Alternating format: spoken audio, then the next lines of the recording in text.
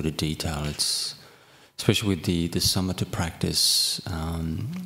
It does take quite a bit of time to get this particular side of the meditation practice together. It's a very, I would say, it's quite a sensitive, quite a fragile state of mind that you actually develop on the samatha side. The wisdom, one's wisdom faculty, say from beginning to intermediate to advanced, I'd say it's much easier.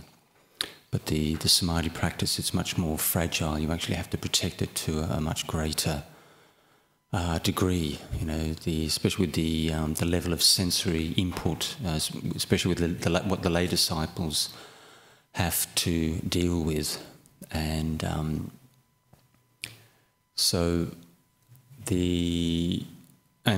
not as much so for the monastics, but when you actually live inside a say a very protected environment inside the monastery, and then you see what it takes to get really deep states of meditation and actually sustain that, makes you fully aware just how much work you have to do and how careful you actually have to be, with your mind, the kind of sensory, say, input or impingement.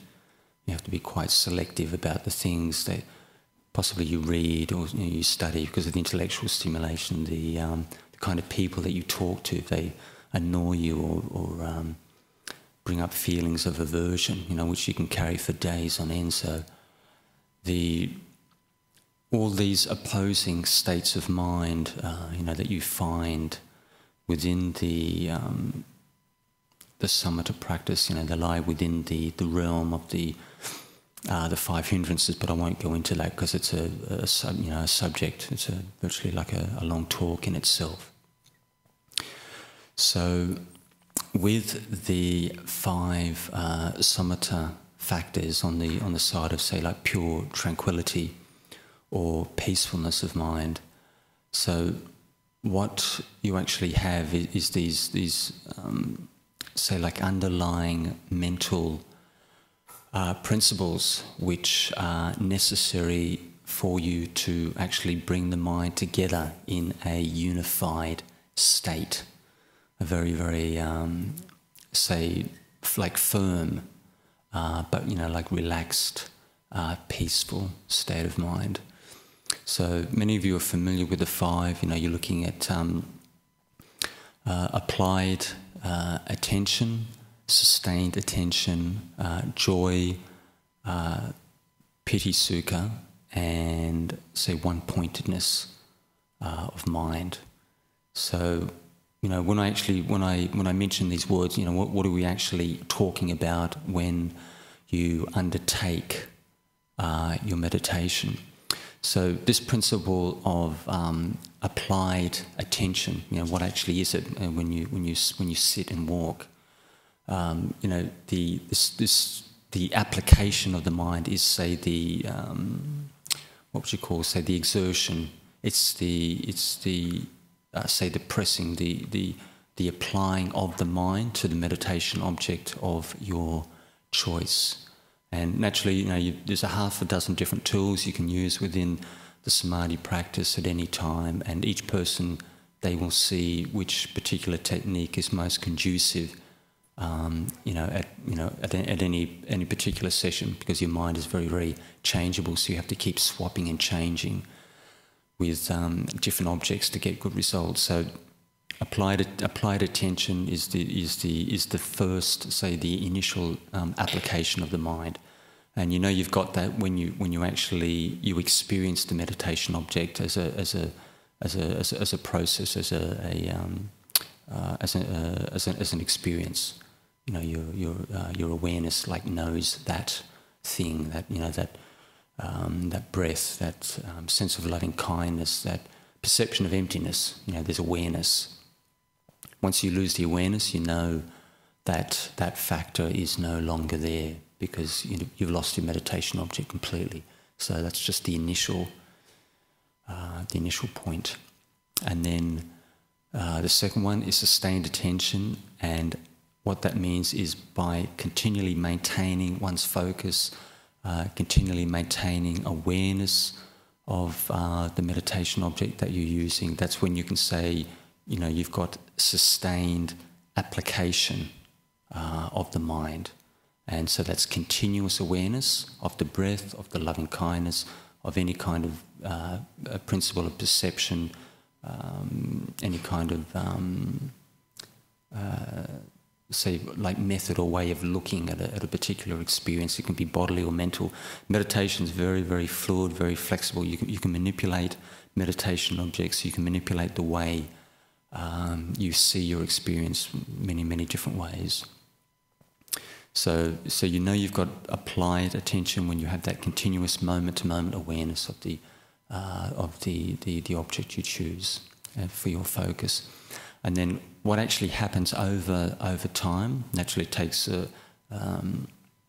could take. So, for example, especially you will see this largely on a weekend retreat format, or if you're a person who meditates absolute minimum, say 30 minutes to an hour every day, and then you are actually sitting and walking long enough where one's mental energy starts to build with the object, because you actually have to apply energy as you're focusing on your meditation object. That mental energy starts to build in the mind, and that as that energy rises up and increases, it becomes you get the experience of say like rapturous feeling, an increase of energy on the mental level, and naturally feelings of you can actually feel physical rapture running through the body. We can actually tie in with the one's flow with the chi networks. So I know a particular person who had a very, very brief but quite really very, very quite a very, very strong experience.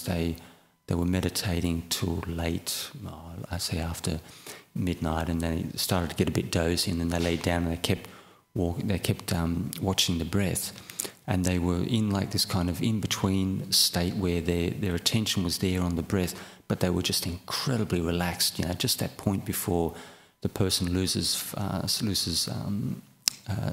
say peripheral awareness and goes into a sleep state.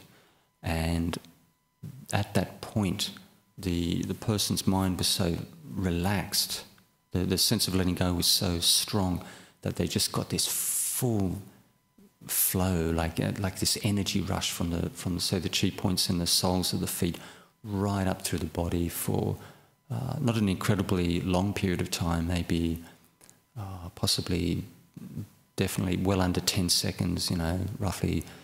It could be absolute minimum 7-8 seconds plus, and it was like they described it like actually being plugged into the universe, so actually feeling the full force of the energy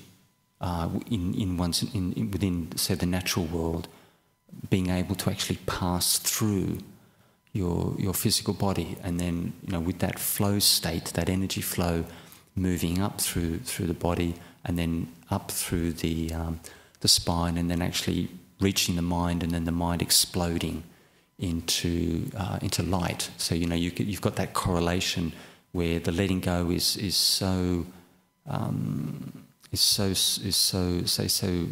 strong that you basically induce a very, very say like a bright nimitta state, which would be like a preliminary to say upachara samadhi. So very, very strong nimitta, just blinding white in the mind, and just the mind exploding, with the effect of this nimitta, and then just that experience, 7-8 seconds plus. There was so much energy that person, they couldn't sleep. They got up and they sat meditation for say minimum, they said like 2.5 under 3 hours, and then they slept for 2 hours and then got up and went about their daily routine, and there was just no fatigue. So it's that's quite a good deal, for very, very short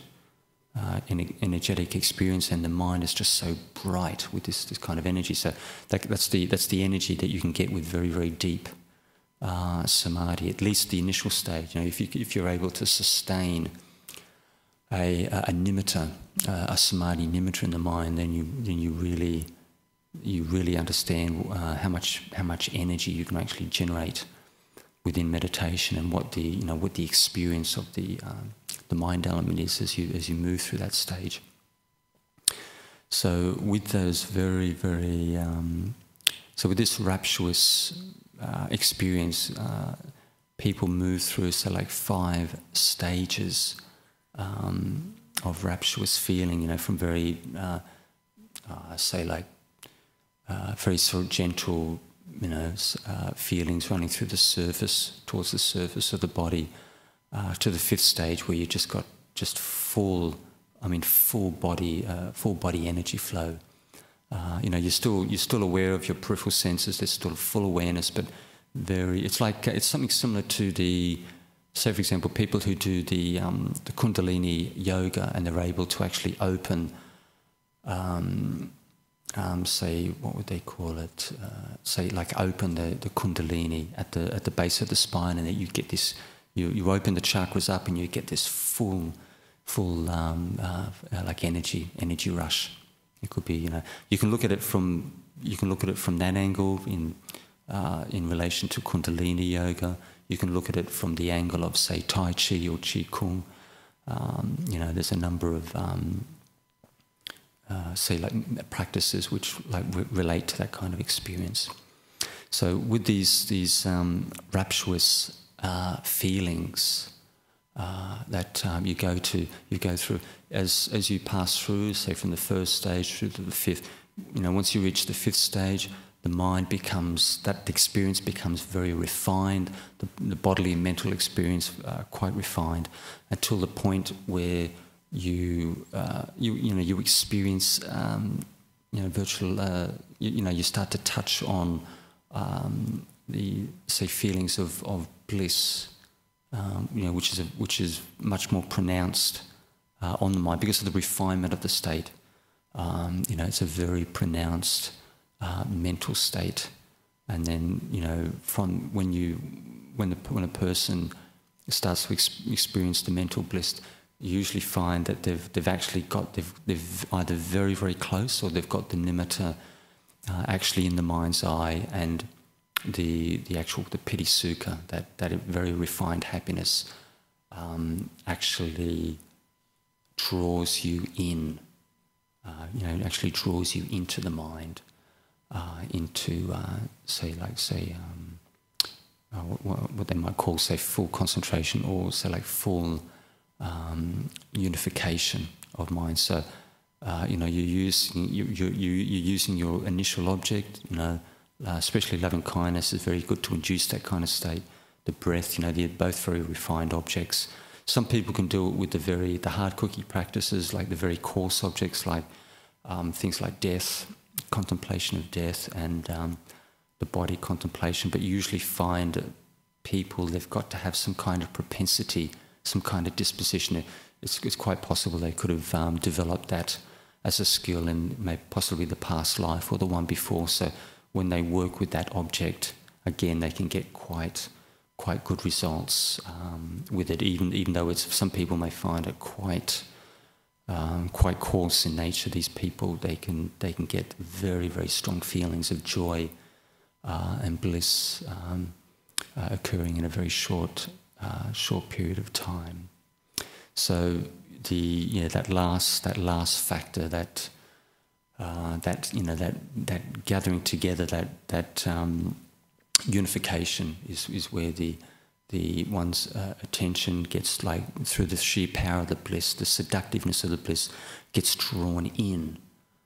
One's mental attention gets like drawn into the mind, drawn into say oneness, maybe what the Christians might call say unification of God, or what the Muslims might say like oneness with Allah. They may describe it as a very what do you call it? Say like a very, like, say like a very personal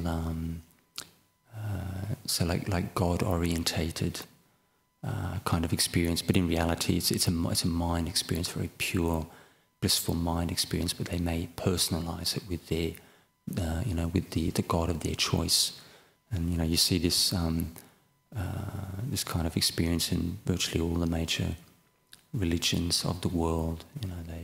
They have an understanding of this state, but they describe it in a different way. So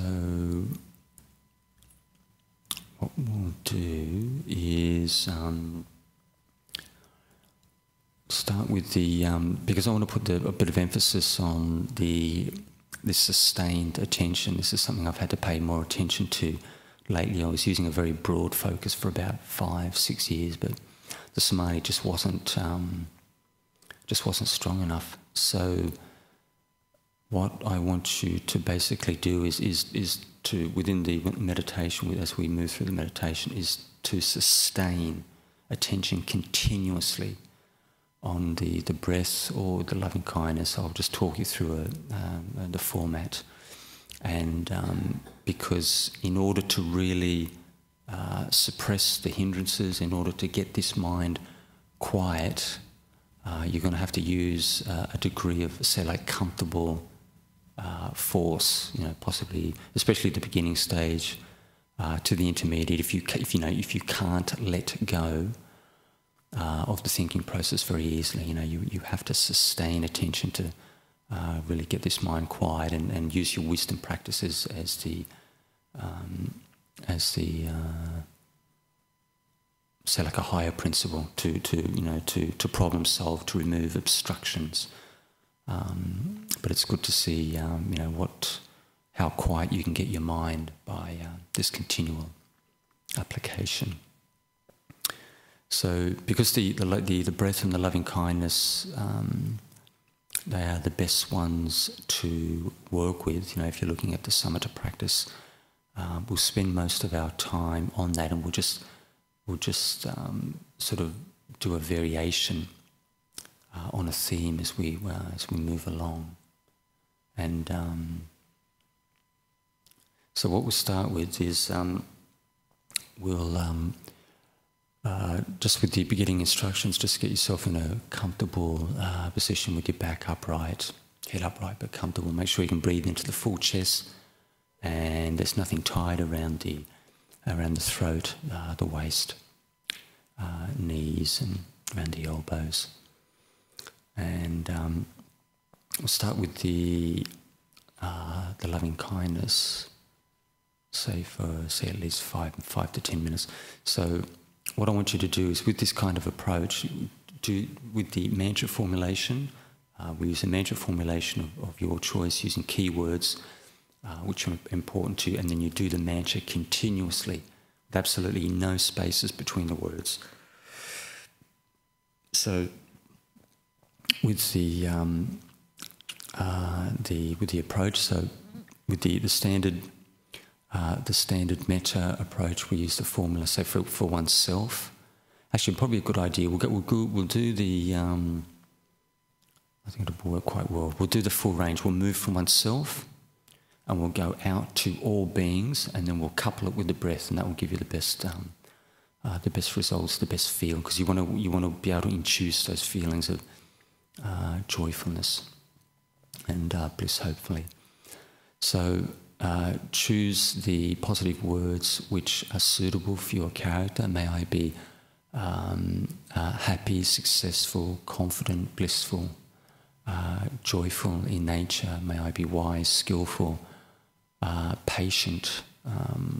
It can be anything you like. You may even wish to be popular and incredibly successful in life. You may wish to be fabulously wealthy. There's nothing wrong with using these particular, say, positive affirmations. So, may I be such and such. You can use a single word, you can use a string of words, but with your mantra formulation, do it very relaxed, very gently, continuously, for the next 10 minutes. So, formulation is, may I be such and such. Just silently in the mind.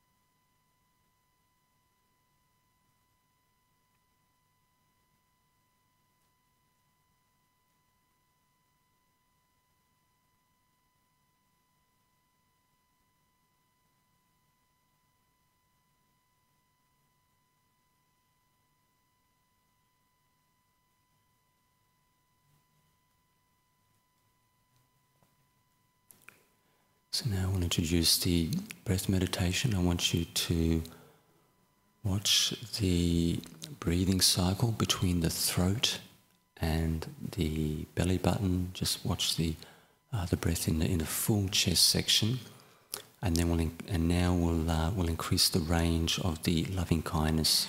So choose a person who's close to you, a close friend, and whatever good qualities you wish for that person, just adjust your mantra format accordingly. But as you keep the mantra going continuously in a relaxed way, I want you to focus on both the mantra and the breath meditation in the full chest together, roughly for the next 10 minutes.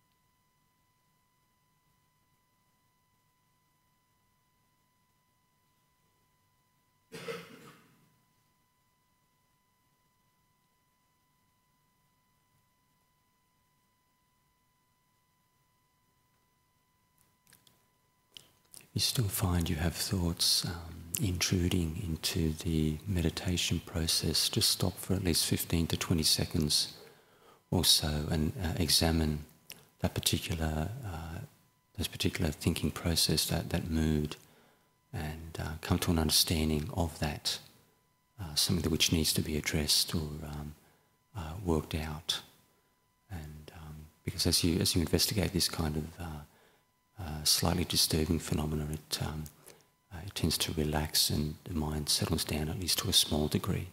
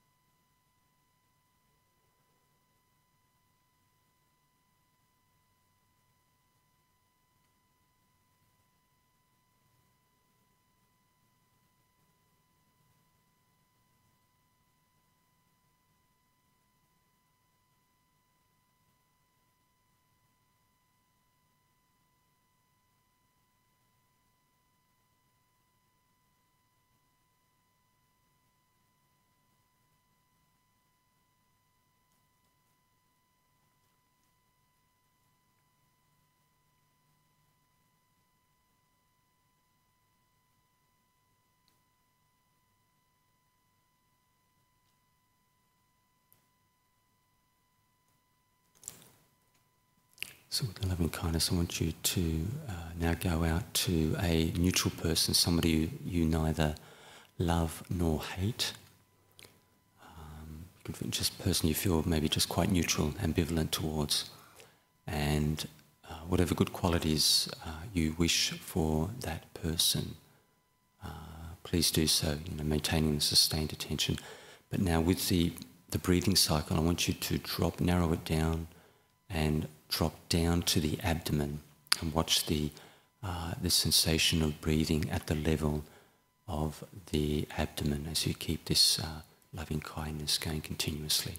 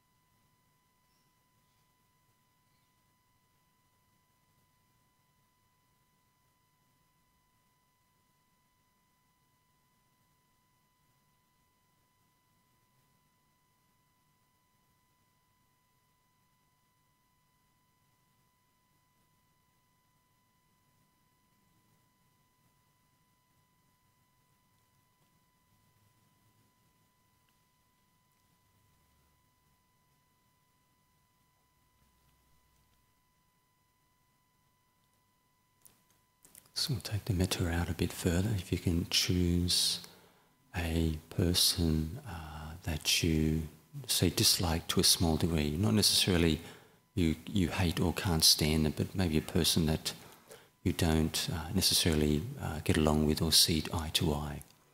So whatever good qualities you wish for that person in their personal life, please do so, and narrow the breath meditation down to the periphery of the mouth. So as you just focus on the lips around the mouth and watch the breathing cycle right on the edge of that focus. It's quite a comfortable focus, not doesn't give you excessive tension in the face or between the eyes. And keep the mantra going continuously together for the rest of the session.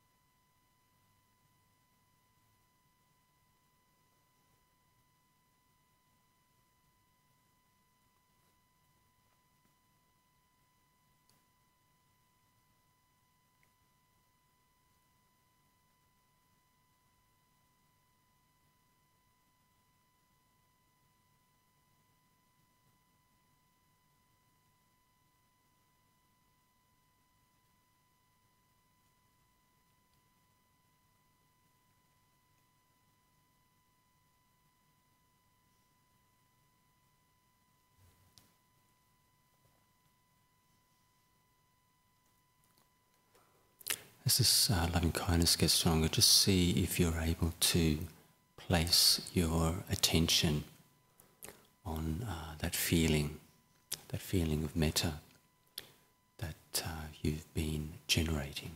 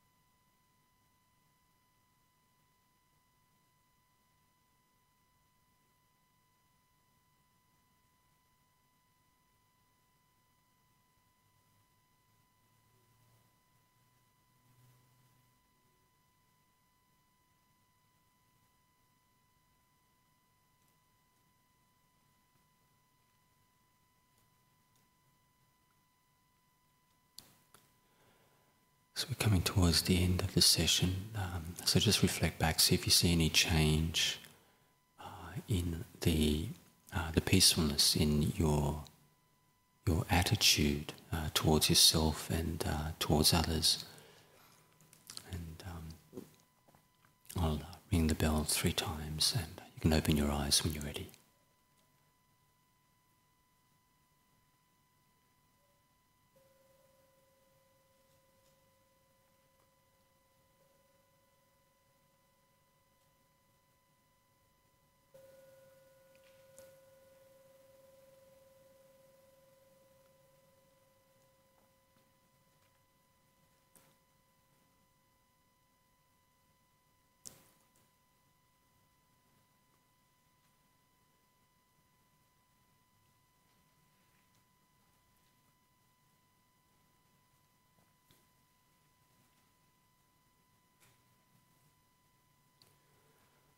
Anybody have any questions on the meditation at all? Okay, then we'll finish up.